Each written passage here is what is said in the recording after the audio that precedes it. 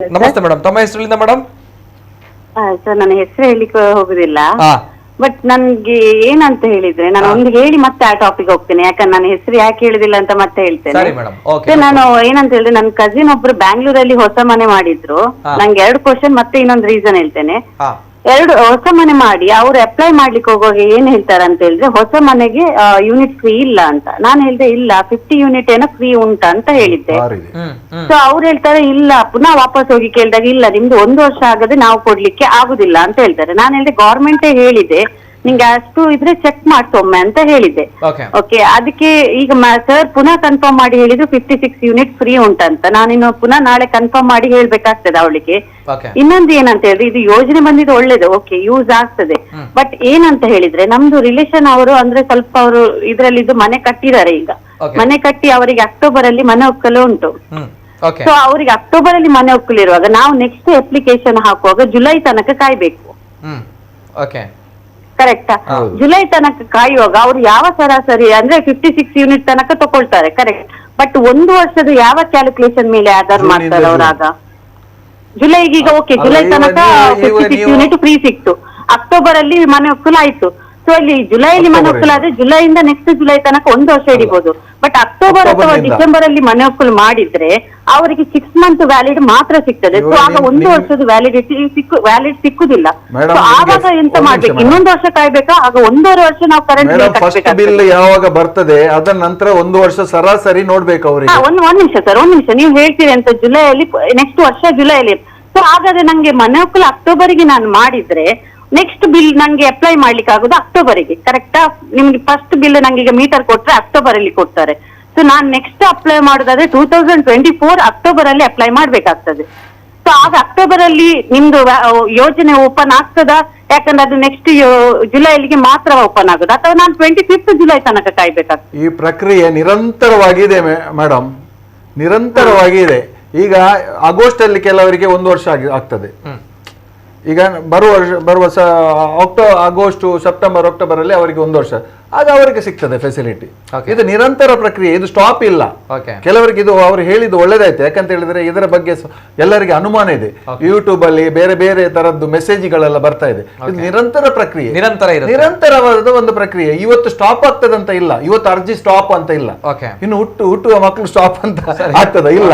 ನಾವು ಮನೆ ಕಟ್ಟುದು ಸ್ಟಾಪ್ ಆಗ್ತದ? ಇಲ್ಲ. ನಂಗೆ ಇನ್ನೊಂದು ಏನಂತ ಹೇಳಿದ್ರೆ ನಾನು ಯಾಕೆ ಹೆಸರು ಹೇಳಿಲ್ಲ ಅಂತ ಹೇಳಿ ಈಗ ಹೇಳ್ತೇನೆ. ನಾನು ಸಿಂಗಲ್ ಮದರ್ ನಾನು, ಆಯ್ತಾ? ನಾನು 2018ಗೆ ಮನೆಗೆ ಅಂತ ಹೇಳಿ ಅಪ್ಲೈ ಮಾಡಿದ್ದೇನೆ.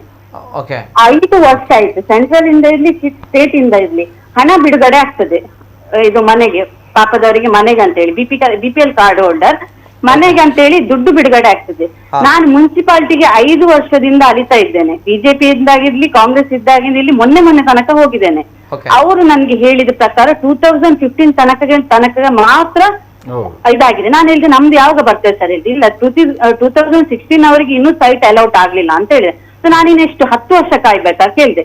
ಮತ್ತೆ ಬಡವರಿಗೆ ಯೋಜನೆ ಆಗದೆ ಎಲ್ಲಿಂದ ಬಂತು? 10 ವರ್ಷ ನಾವು ಯೋಜನೆಗೆ ಅಲ್ದು ಬರ್ಚಿ ಹೋಗುವಾಗ ಯಾರು ಆ ಯೋಜನೆಗೆ ಹೋಗ್ತಾರೆ? ಅಷ್ಟು ಎಲ್ಲ ಆಗಿ ಈಗ ಇದ್ರಲ್ಲಿರೋದು ಯುಟಿ ಖಾದರ್ ಅವರು ಒಂದು ಇದಾಗಿದೆ ಅಂತ ಒಬ್ರು ನಂಗೆ ಪರಿಚಯದವರು ಇದ್ರು. ನಾನು ಅದಕ್ಕೆ ಹೆಸರು ಹೇಳುದಿಲ್ಲ ಅಂತ ಹೇಳಿದ್ರು. ಪರಿಚಯದವರಿದ್ದಾಗ ಅವ್ರ ಹತ್ರ ನಾನು ಸ್ವಲ್ಪ ಹೇಳಿದೆ, ಸರ್ ನಂಗೊಂಚೂರು ಹೀಗೆ ಪ್ರಾಬ್ಲಮ್ ಆಗಿದೆ, 5 ವರ್ಷ ಆಯ್ತು ಸರ್, ಬಜೆಟ್ ಅಲ್ಲಿ ಸಹ ಸ್ಯಾಂಕ್ಷನ್ ಆಗ್ತದೆ, ಇದ್ರಲ್ಲಿ ಸಹ ಸ್ಯಾಂಕ್ಷನ್ ಆಗ್ತದೆ ಅಂತ ಕೇಳುವಾಗ ಅವರೊಬ್ಬ ಪರಿಚಯದವರಿಗೆ ನಾವು ಅಂತ ಕೇಳಿದಾಗ ಎಂತ ಆನ್ಸರ್ ಬಂತ ಹೇಳಿದ್ರೆ, ಈ ಎಲ್ಲ ಯೋಜನೆ ಓಕೆ ಸರ್, ನೀವು ಅದನ್ನು ಕೊಡುವಾಗ ನೀವು ಯೋಜನೆ ಕ್ಯಾಲ್ಕುಲೇಟ್ ಮಾಡಿ ಕೊಡ್ಬೇಕು. ಈಗ ಮನೆಗೊಂದು ವಸ್ತು ತರ್ತೀರ ಹೇಳುವಾಗ ನೀವು ಫಸ್ಟ್ ನಿಮ್ಮ ಮಕ್ಕಳ ಫೀಸ್ ಕಟ್ಲಿಕ್ಕೆ ಉಂಟು, ರೆಂಟ್ ಕಟ್ಲಿಕ್ಕೆ ಉಂಟು, ಅದೆಲ್ಲ ಯೋಚನೆ ಮಾಡಿ ನೀವು ಒಂದು AC ತರ್ಬೇಕಂತ ಯೋಚನೆ ಮಾಡ್ಬೇಕಾಗ್ತದೆ. ಸೊ ನೀವು ಈ ಯೋಜನೆ ಎಲ್ಲ ಕೊಟ್ಟಿರುವಾಗ ನಿಮ್ಗೆ ಬಜೆಟ್ ಇಲ್ಲಿ ಹೀಗೆ ಉಂಟು, ನಮ್ಗೆ ಇಷ್ಟು ಅಭಿವೃದ್ಧಿ ಮಾಡ್ಬೇಕು, ಅದೆಲ್ಲ ಯೋಚನೆ ಮಾಡಿ ನೀವು ಹೇಳ್ಬೇಕಿತ್ತು. ಈಗ ಅಲ್ಲಿಂದ ನಂಗೆ ಎಂತ ಆನ್ಸರ್ ಬಂದಿದೆ ಅಂದ್ರೆ, ಮೇಡಮ್ ನೀವು 6th ಮಂತ್ 7th ಮಂತ್ ಎಂತ ಸಹ ಮಾತಾಡ್ಲಿಕ್ಕೆ ಹೋಗ್ಬೇಡಿ, ಗವರ್ಮೆಂಟ್ ಅಲ್ಲಿ ಬಜೆಟ್ ಇಲ್ಲ, ಈಗ ಇದಕ್ಕೇನೆ ನಾವು ಗೃಹಜ್ಯೋತಿ ಗೃಹಲಕ್ಷ್ಮಿಗೆನೆ ನಾವು ಹಣ ಇದು ಮಾಡ್ತಾ ಇದ್ದೇವೆ, ಇನ್ನು ಮನೆ ಕಟ್ಲಿಕ್ಕೆ ನಾವು ಎಲ್ಲಿಂದ ದುಡ್ಡು ಕೊಡ್ಬೇಕು, ಸಾಲ ಕೊಡ್ಲಿಕ್ಕೆ ಎಲ್ಲಿಂದ ದುಡ್ಡು ಬೇಕು? ನಾನು ಅದು ಕೇಳಿದ್ ಇದು ನೆಸಸರಿ ಇತ್ತಾ? ಪಾಪದವರಿಗೆ ಮನೆ ಮುಖ್ಯನಾ, ನೀವು ಕೊಡೋ ಫ್ರೀ ಮುಖ್ಯನಾ? ಪಾಪದವರು ಹೇಗಿದ್ರು 1 ಯೂನಿಟ್ 10 ಯೂನಿಟ್ ಅಲ್ಲಿ ಕಡಿಸಿದ್ದಾರೆ. ಈ ಆನ್ಸರ್ ಬಂದಾಗ ನಂಗೆ ಎಷ್ಟು ಏರಿತ ಅಂತ ಹೇಳಿದ್ರೆ ಈ ಯೋಜನೆ ಒಳ್ಳೆದು. ಬಟ್ ಇಷ್ಟು ಬರುವಾಗ ನಾವು ಎಷ್ಟು ರೆಂಟ್ ಅಲ್ಲಿ ಇದ್ದೇನೆ ಅಂತ ಹೇಳಿ ನನ್ನ ಪರಿಸ್ಥಿತಿ ನಂಗೆ ಗೊತ್ತುಂಟು. 5 ವರ್ಷದಿಂದ ಮುನ್ಸಿಪಾಲಿಟಿಗೆ ಹೋಗ್ತಿರುವಾಗ ಈ ಆನ್ಸರ್ ಕೊಟ್ಟಾಗ ಚಪ್ಪಲಲ್ಲಿ ಹೊಡೆಯುವಂತ ಆಗ್ತದೆ ನಂಗೆ. ಸತ್ಯ ಹೇಳ್ತೇನೆ ಸರ್, ನನ್ನ ಮೇಲೆ ಕೇಸ್ ಒಂದ್ ಹೇಳ್ಬೇಕಾ, ನೀವು ಏನ್ ಹೇಳ್ತಾ ಇದ್ರಿ ನೋಡಿ, ನಾನು ಸುಮ್ನೆ ಕೇಳಿಸ್ಕೊಳ್ತಾ ಇದ್ದಾರೆ. ಲಾಸ್ಟ್ಗೆ ತಾವು ಏನೋ ಬಂದ್ರಿ ನೋಡಿ ಈ ವಿಚಾರಕ್ಕೆ. ಇಲ್ಲ, ನಂಗೂ ಕೂಡ ಕುದಿಲಿಕ್ಕೆ ಬಂತು. ನಂಗೂ ಕೂಡ ಇಂತಹ ಮಾನಗೆಟ್ಟಿರುವಂತಹ ದರಿದ್ರಗೆಟ್ಟಿರುವಂತಹ ಯೋಜನೆಗಳು ಬೇಕು. ಬಿಟ್ಕೊಂಡು ಫ್ರೀ ಯೋಜನೆ ಓಕೆ, ನೀವು ಕೊಡಿ, ನಿಮ್ಮ ಕ್ಯಾಲ್ಕುಲೇಷನ್ ಮಾಡಿ ನೀವು ಕೊಡಿ. AC ತರ್ತೀರ ಹೇಳಿದ್ರೆ ನೀವು ಅದನ್ನ ಕಷ್ಟಪಟ್ಟು ನಾಳೆ ದುಡಿತೀರಿ ತಂದು ಹಾಕಿ, ಅದು ನಿಮ್ಗೆ ಬಿಟ್ಟದು. ಬಟ್ ನಮ್ಗೆ ಇಲ್ಲಿ ಪ್ರಾಬ್ಲಮ್ ಕೊಡುವಾಗ ಅದನ್ನೊಂದು ನಿಭಾಯಿಸಲ್ಲ. 5 ವರ್ಷದಿಂದ ಒಂದು ಮನೆ ಕೊಟ್ಟಿಲ್ಲ ಅಂತ ಹೇಳಿದ್ರೆ ಸೆಂಟ್ರಲ್ ಇರ್ಲಿ ಸ್ಟೇಟ್ ಇರ್ಲಿ ಎಂತ ಗಟ್ಟಿಗೆಟ್ಟಿಗೆ ನಮ್ಗೆ ವ್ಯಾಲಿಡ್ ಆಗಿರೋ ಪ್ರಶ್ನೆ. ನಂಗೆ ಗೊತ್ತಿಲ್ಲ ಇಷ್ಟೊಳಗೆ ನಾನು ಒಳ್ಳೆ ಯೋಜನೆ ಅಂತ ನಾನು ಅನ್ಕೊಳ್ತಾ ಇದ್ರೆ ಇಲ್ಲ, ಇದ್ರ ಕರಾಳ ಸತ್ಯ ಇರುವಂತದ್ದು ಈ ರೀತಿ. ಟು ಬಿ ಫ್ರಾಂಕ್ಲಿ ನಾನು ಹೇಳ್ತಾ ಇರೋದು, ತಾವು ಅದನ್ನ ಇವತ್ತು ನಮ್ಮ ಸಮಾಜಕ್ಕೆ ತಿಳಿಸಿದ್ರೆ ನಾನು ಎಸ್ ಮೇಡಮ್, ನಾನು ಅದಕ್ಕೆ ನಿಮಗೆ ಮೇಡಮ್ ಒಂದು ನಿಮಿಷ ಮೇಡಮ್ ಲೈನಲ್ಲಿ ಇದೆ, ಅದೇ ತರ ಲೈನಲ್ಲಿ ಇದೆ ಮೇಡಮ್. ಇಲ್ಲ ಅವ್ರು ಯಾಕೆ ಹಾಗೆ ಮಾತಾಡ್ತಿದ್ದಾರೆ, ಹತಾಶೆ ಆಗಿದೆ. ಪ್ರತಿಯೊಬ್ಬರು ಕೂಡ ಹಾಗೆ ಆಗುತ್ತೆ. ಕಾಂಗ್ರೆಸ್ ಬರ್ಲಿಲ್ಲ ಇದ್ರು, ಬಿಜೆಪಿ ಬರ್ಲಿಲ್ಲ ಇದ್ರು ನಾವು ಹೇಗೂ ಜೀವನ ಮಾಡ್ತಿದ್ದೇವೆ. ಯಾರೇ ಪೆಟ್ರೋಲ್ ರೇಟ್ ಜಾಸ್ತಿ ಆಗ್ಲಿ, ಇದು ರೇಟ್ ಆಗ್ಲಿ, ಜೀವನ ಮಾಡೋದು ನಮ್ಗೆ ಬಂದಿದೆ. ಮಿಡಲ್ ಕ್ಲಾಸ್ ಫ್ಯಾಮಿಲಿ ಆಗ್ಲಿ, ಲೋ ಕ್ಲಾಸ್ ಆಗ್ಲಿ, ಹೈ ಕ್ಲಾಸ್ ಆಗ್ಲಿ ನಾವು ಜೀವನ ಮಾಡ್ಲೇಬೇಕು. ಬಟ್ ಏನು ನಿಮ್ಮ ಗವರ್ಮೆಂಟ್ ಕೊಡ್ತದೆ ಎಂತದೇ ಇರ್ಲಿ ಅದ್ರಲ್ಲಿ ಒಂದು ಸರಿಕಟ್ಟು ಅದನ್ನಾದ್ರೂ ನಿಭಾಯಿಸಿಕೊಂಡು ಜಾಗ ಕೊಡಿ ಅಂದ್ರೆ ಜಾಗ ಆಯ್ತು. ನಾನು ಹೇಳ್ದೆ, ನಾನು ಸೀಟ್ ಹಾಕಿ ಆದ್ರೂ ಮನೆ ಕಟ್ತೇನೆ ಸರ್, ನಂಗೆ ಒಂದು ಜಾಗ ಅಲೋಟ್ ಮಾಡಿ ಕೇಳಿದ್ರೆ ಆನ್ಸರ್ ಎಂತ ಗೊತ್ತುಂಟ, ನಿಮ್ಗೆ ಜಾಗ ಕೊಡ್ಲಿಕ್ಕೆ ಗವರ್ಮೆಂಟ್ ಜಾಗ ಕೊಡ್ಬೇಕಲ್ಲ, ಅದು ಸಹ ಈಗ ರೂಲ್ಸ್ ಬಂದಿದೆ ಅಂತ ಜಾಗ ಕೊಡ್ಲಿಕ್ಕೆ ಆಗುದಿಲ್ಲ, ಮನೆನೇ ಕಟ್ಟಿ ಕೊಡುದು ಈಟಿಯದಲ್ಲಿ. ಆಯ್ತು, ಎಷ್ಟು ವರ್ಷ? 2 ವರ್ಷ ಆಗತ್ತೆ ಸರ್. 2 ವರ್ಷ. ಈಗ ಹೋಗಿ ಹೇಳ್ತಾನೆ ಆನ್ಸರ್ ಬರ್ತದೆ 2015 ತನಕ ಮಾತ್ರ ಆಗಿದೆ, 16 ಅವರಿಗೂ ಇನ್ನೂ ಅಲರ್ಟ್ ಆಗ್ಲಿಲ್ಲ, ನಿಮ್ದು 2018 ಅಂತ ಹೇಳ್ತಾರೆ. ಎಲ್ಲಿ ನಂಗೆ ಏಸು ಬಾ ಸುಮ್ಮನೆ ಇದೆ.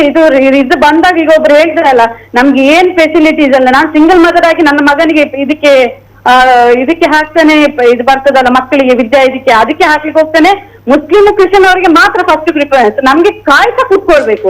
ಅಲ್ಲಿ ಯಾಕೆ ಜಾತಿ ನೋಡ್ತೀರಿ ಸರ್? ಮಕ್ಕಳಿಗೆ ವಿಷಯದಲ್ಲಿ ಬರುವಾಗ ಮುಸ್ಲಿಮರು ಹಾಕಿ, ಕ್ರಿಶ್ಚಿಯನ್ ಅವ್ರು ಫಸ್ಟ್ ಹಾಕಿ, ಹಿಂದೂಗಳು ಮತ್ತೆ ಹಾಕಿ, ಯಾಕೆ ಅದೆಲ್ಲ ಮಾಡ್ತೀರಿ ನೀವು? ಬೇಕಾದ್ರೆ ಜಾತಿ ಯಾವ ವಿಷಯದಲ್ಲಿ ನೀವು ಬಾಕಿ, ಎಜುಕೇಶನ್ ವಿಷಯದಲ್ಲಿ ಇರ್ಲಿ, ಬಾಕಿ ವಿಷಯದಲ್ಲಿ ಇರ್ಲಿ, ಎಂತ ಸಹ ನೋಡ್ಬೇಡಿ ನೀವು. ಎಲ್ಲರೂ ಒಟ್ಟಿಗೆ ಹಾಕಿಸಿ. ನಾನಿದ್ದೇನೆ BPL ಕಾರ್ಡ್ ಆಗಿ 3 ಸಲ ಸೈಬರಿಗೆ ಹೋಗಿ ಸರ್, 3 ವರ್ಷದಿಂದ ಸೈಬರ್ಗೆ ಹೋಗ್ತಿದ್ದೇನೆ ಮೇಡಮ್. ನಿಮ್ಗೆ ಓಪನ್ ಆಗ್ಲಿಲ್ಲ, OBC ಅವರಿಗೆ ಓಪನ್ ಆಗ್ಲಿಲ್ಲ, OBC ಕ್ರಿಶ್ಚಿಯನ್ ಅವರಿಗೆ ಬಂದಿದೆ. ಸ್ಕೂಲಿಂದ ಮೆಸೇಜ್ ಬರ್ತಾರೆ, ಕ್ರಿಶ್ಚಿಯನ್ ಅವ್ರು ಇದ್ದೀರಲ್ಲ ಹೋಗಿ ಹಾಕಿ, ಅಪ್ಲಿಕೇಶನ್ ಹಾಕಿ, ಫಿಂಗರ್ ಪ್ರಿಂಟ್ ಕೊಡಿ ಅಂತ ಮೊನ್ನೆ ಬರ್ತದೆ. ನಂಗೆ ಎಲ್ಲಿ ಏಸು ಯಾರ ಹತ್ರ ಹೇಳಿದ್ರು ಸರ್? ನಾನು ಹೇಳಿದ್ರೆ ಒಬ್ಬರು ಕೇಳುದಿಲ್ಲ. ಆಯ್ತು ಮೇಡಮ್ ಮತ್ತೆ ಮಾಡುವ. ಒಂದು ವಿಚಾರ, ಲೈನಲ್ಲಿ ಇರಿ. ತಮ್ಮ ಸಮಸ್ಯೆ ಅರ್ಥ ಆಯ್ತು ನನಗೆ. ಇಫ್ ಯು ಡೋಂಟ್ ಮೈಂಡ್, ನಾನು ನಿಮ್ಮ ಹತ್ರ ಕೇಳ್ತೇನೆ, ತಮ್ಮ ನಂಬರ್ ಅನ್ನ ನಾನು ತೆಗೆದುಕೊಳ್ತೇನೆ. ಯಾಕಂದ್ರೆ ಇದಕ್ಕೆ ಪರಿಹಾರವನ್ನ ನನಗೆ ಕಾಂಗ್ರೆಸ್ನವರು ಮಾಡಿಕೊಡ್ಬೇಕು. ನಾಳೆ ನಿಮ್ಮಲ್ಲಿ ನಾನು ಕೇಳ್ತೇನೆ, ಮಾಡಿಕೊಡ್ಬೇಕು. ಆಗ್ಬೋದಲ್ವಾ? Yes yes wait madam. Madam ನಿಮ್ಮ ಸಮಸ್ಯೆಗೆ ನಾನು ಒಂದು ಇದು ಹೇಳ್ತೇನೆ ನೋಡಿ. 15ರ ತನಕ ವಸತಿ ಯೋಜನೆಯಲ್ಲಿ ಮನೆ ಕೊಡುವಂಥದ್ದು, ಜಾಗ ಕೊಡುವಂಥದ್ದು ನಮ್ಮ ಯೋಜನೆ ಆಗಿತ್ತು. ಯಾವುದು 14ರಿಂದ ನಾವು ಕೊಡ್ತಾ ಬಂದಿದ್ದೇವೆ. 15ರ ನಂತರ ಈ ಬಿಜೆಪಿ ಸರ್ಕಾರ ಬಂದ ನಂತರ ಅವರಿಗೆ ಎಷ್ಟು ಅರ್ಥ ಆಗ್ತದೆ ಅಂತ ಗೊತ್ತಿಲ್ಲ. ನಾನು ಅದನ್ನು ಹೇಳಲೇಬೇಕಾಗ್ತದೆ. ಈ ರೀತಿ ಅವರು ದುಃಖದಲ್ಲಿ ಇದ್ದಾರೆ, ಅವರಿಗೆ ಅದನ್ನು ಎಕ್ಸ್ಪ್ಲೈನ್ ಮಾಡಲೇಬೇಕು ನಾನು. ಯಾಕೆಂತ ಹೇಳಿದ್ರೆ ಈ ದೇಶದಲ್ಲಿ, ಈ ರಾಜ್ಯದಲ್ಲಿ ಒಬ್ಬನಿಗೆ 1-2 ಸೆನ್ಸ್ ಜಾಗ ಯಾರಾದ್ರೆ ಬಿಜೆಪಿ ಸರ್ಕಾರ ಇರುವಾಗ ಯಾವನೇ ಒಂದು ಬಡವನಿಗೆ ಎಲ್ಲಿಯಾದ್ರೂ 1-2 ಸೆನ್ಸ್ ಜಾಗ ಕೊಟ್ಟದ್ದು ಉದಾಹರಣೆ ಇದ್ರೆ ಹೇಳಿ, ಯಾರು ಕೂಡ. ಅದು ಕೊಟ್ಟಿದ್ದದ್ದು ಕಾಂಗ್ರೆಸ್ ಸರ್ಕಾರ. ನಮ್ಮ ಕಾಂಗ್ರೆಸ್ ಸರ್ಕಾರ ಬಂದದ್ದು ಆದದ್ದು 2 ತಿಂಗಳು ಮಾತ್ರ. ನಮ್ಮ ಸರ್ಕಾರ ಇರುವಾಗ 14 ಮುಂಚೆ ಇದ್ದದ್ದು 13ರಲ್ಲಿ ಬಂದ ಸರ್ಕಾರ ಅವರಿಗೆ ಜಾಗವನ್ನು ಕೊಟ್ಟಿದೆ. ಯಾರು ಅಪ್ಲಿಕೇಶನ್ ಹಾಕಿದ್ದಾರೆ ಎಲ್ಲರಿಗೂ ಕೊಡದಿದ್ರು ಆದ್ಯತೆ ಮೇಲೆಗೆ ಕೊಡ್ತಾ ಬಂದಿದೆ ಅಂತ ಒಂದು ಕಾರ್ಯಕ್ರಮ ಚಾಲನೆಯಲ್ಲಿ ಇತ್ತು. ನಂತರ ದಿನಗಳಲ್ಲಿ 18ರ ನಂತರ ಆ ಒಂದು ಕಾರ್ಯಕ್ರಮ ಮಾಡಲಿಲ್ಲ. ಇವರು ರೇಷನ್ ಕಾರ್ಡ್ ಇದೊಂದು ಹೇಳಿದ್ದಾರೆ. 3-4 ವರ್ಷದಲ್ಲಿ ಒಬ್ಬನಿಗೆ ಒಂದು ರೇಷನ್ ಕಾರ್ಡ್ ಆಗ್ಲಿಲ್ಲ ಸರ್. ಬಿಜೆಪಿಯಿಂದ ಆಗ್ಲಿಲ್ಲ ಸರ್. ನಮ್ಗೆ ಕೂಡ ಬೇಸರ, ನನಗೆ ಕೂಡ ಆಗ್ಲಿಲ್ಲ. ನನ್ನ ಕೂಡ ಒಂದು ಪ್ರಾಬ್ಲಮ್ ಆಗಿದ್ದು, ನನಗೇನೆ ರೇಷನ್ ಕಾರ್ಡ್ ಆಗ್ಲಿಲ್ಲ. 4 ವರ್ಷದಿಂದ ಒದ್ದಾಡ್ತಿದ್ದೇನೆ ಸರ್. ರೇಷನ್ ಕಾರ್ಡ್ ಯಾರಿಗೆ ಸಹ ಕೊಡ್ಲಿಲ್ಲ. ಯಾರಿಗೆ ಆಗಿದೆ ಅಂತ ಹೇಳಿದ್ರೆ ಒಂದು ಎಮರ್ಜೆನ್ಸಿ ಆಗಿ ಔಷಧಿಗೆ ಅಥವಾ ಹಾಸ್ಪಿಟಲ್ ಅಡ್ಮಿಟ್ ಆದವರಿಗೆ ಎಂಪಿದು ಮಿನಿಸ್ಟರ್ ಇಂಪ್ಲೇಸ್ ಮಾಡಿದವರಿಗೆ ಒಮ್ಮೆ ಸಾಫ್ಟ್ವೇರ್ ಆನ್ ಮಾಡ್ತಾರೆ ಸರ್ ಇವರು. ಅವರಿಗೆ ಬೇಕಾಗಿ ಇಂಪ್ಲೇಸ್ ಮಾಡಿದ್ರೆ ಏನು ಆಯುಷ್ಮಾನ್ಗೆ ಬೇಕಾಗಿ ಸಾಫ್ಟ್ವೇರ್ ಆನ್ ಮಾಡ್ತಾರೆ. ಆವಾಗ ಸೈಬರ್ನವರು ಏನು ಇದ್ದವರು ಒಂದು ಅರ್ಧ ದಿನ ಸಾಫ್ಟ್ವೇರ್ ಇದ್ರೆ ಅವರೆಲ್ಲ ಇನ್ಫ್ಲುಯೆನ್ಸ್ ಇದ್ದವರು ಹಣ ಕೊಟ್ಟು ಒಂದು ಸ್ವಲ್ಪ ಕಾರ್ಡ್ ಮಾಡ್ಕೊಂಡಿದ್ದಾರೆ. ಬಿಪಿಎಲ್ ಕಾರ್ಡ್ ಮಾಡ್ಕೊಂಡು APL ಕೊಡ್ತಾ ಇದ್ರು, BPL ಕಾರ್ಡ್ ಮಾಡ್ಕೊಂಡಿದ್ದಾರೆ ಸರ್. ಅದ ನಂತರ BPL ಕಾರ್ಡ್ ಕೊಡ್ಲೇ ಇಲ್ಲ, ಇಷ್ಟರವರೆಗೆ ಕೊಡ್ಲಿಲ್ಲ. ಮತ್ತೆ ಇವರಿಗೆ ಹೇಗೆ ಕಾರ್ಡ್ ಆಗುದು? ವಸತಿದು ಹೇಳ್ತಾರೆ, ವಸತಿದು ಇಷ್ಟರವರೆಗೆ 4 ವರ್ಷದಲ್ಲಿ ಅಂತದ್ದು ಯೋಜನೆ ಇಲ್ಲ ಇವರಿಗೆ. ಮತ್ತೆ ದಾರಿ ಹೋಗೋರ ಹತ್ರ ಕೇಳಿದ್ರೆ ಅದಕ್ಕೆ ನಾವು ಜವಾಬ್ದಾರರಲ್ಲ. ದಾರಿ ಮಾಡ್ತೇನೆ, ದಾರಿ ಹೋಗೋರ ಹತ್ರ ಅವ್ರು ಹೇಳಿದ್ರು ಇಂತ ನಾವು ನಮ್ಮ ಗೃಹಲಕ್ಷ್ಮಿ ಇಂತ ಯೋಜನೆಗೆ ಫ್ರೀ ಯೋಜನೆಗೆಲ್ಲ ಈ ಹಣ ಕೂಡಿಸ್ಬೇಕು, ಇಂಥ ಯೋಜನೆ ಮಾಡುದಿಲ್ಲ ಅಂತ. ಅದು ಯಾರೋ ಹೇಳಿರ್ಬೋದು, ಯುಟಿಕಾದರು ಹೇಳಿಲ್ಲ, ಅದು ಅವರ ಅಧಿಕೃತ. ಅವ್ರು ಏನಾದ್ರು ಹೇಳಿದ್ರೆ ಅದು ಅಧಿಕೃತ, ಅಥವಾ ಸರ್ಕಾರಿ ಅಧಿಕಾರಿ ಹೇಳಿದ್ರೆ ಅಧಿಕೃತ ಅಂತ. ಯಾಕೆ ಈ ವಿಚಾರ ಬರುತ್ತೆ ಅಂತ ಬಂದಾಗ ಅವರು ಕೂಡ ಹೇಳಿದ್ರು ಯಾವುದೇ ರೀತಿ ಅಭಿವೃದ್ಧಿ ಕಾಮಗಾರಿಗಳನ್ನ ಇನ್ನು ಮಾಡುವಂತಿಲ್ಲ, ಅದನ್ನ ಸ್ವಲ್ಪ ಬದಿಗಿಡಬೇಕು, ಯಾಕಂದ್ರೆ ನಮ್ಗೆ ಇದಕ್ಕೆ ಹಣ ಹೊಂದಿಸಬೇಕು ಅನ್ನುವಂತ ನಿಟ್ಟಿನಲ್ಲಿ ಈ ತಾಯಿಯ ವಿಚಾರವನ್ನು ಅದೇ ಬರುತ್ತೆ ನೋಡಿ. ಯಾವುದು ಕೂಡ ಇವತ್ತೊಂದು ವಿಶೇಷ ಯೋಜನೆ, ಹೊಸತ್ತು ಒಂದು ಯೋಜನೆ, ಅಂತ ಯೋಜನೆಗೆ ಸರ್ಕಾರ ಸದ್ಯದ ಮಟ್ಟಿಗೆ 1 ವರ್ಷದ ಮಟ್ಟಿಗೆ ಕೈ ಆಗ್ತಾ ಇಲ್ಲ ಅಂತ DK ಶಿವಕುಮಾರ್ ವೇದವ್ಯಾಸ ಅವರು ಹೇಳ್ತಾರೆ. ಫಂಡ್ ಕೇಳಿದ್ರೆ ಯಾರು ಅದು ಬೇರೆ ವಿಷಯ.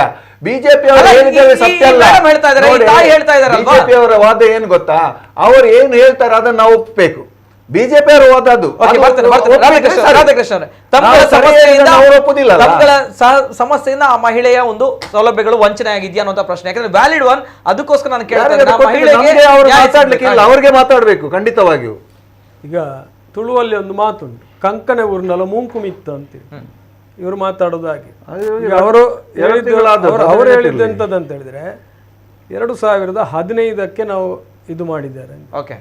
2015 ನಂತರ ಯಾರ್ದು ಸರ್ಕಾರ ಇತ್ತು? ಸಿದ್ದರಾಮಯ್ಯ ಅಲ್ಲ. ನೀವು ಮಾತಾಡುವಾಗ ನಾನು ಒಂದು ಶಬ್ದ ಮಾತಾಡಲಿಲ್ಲ.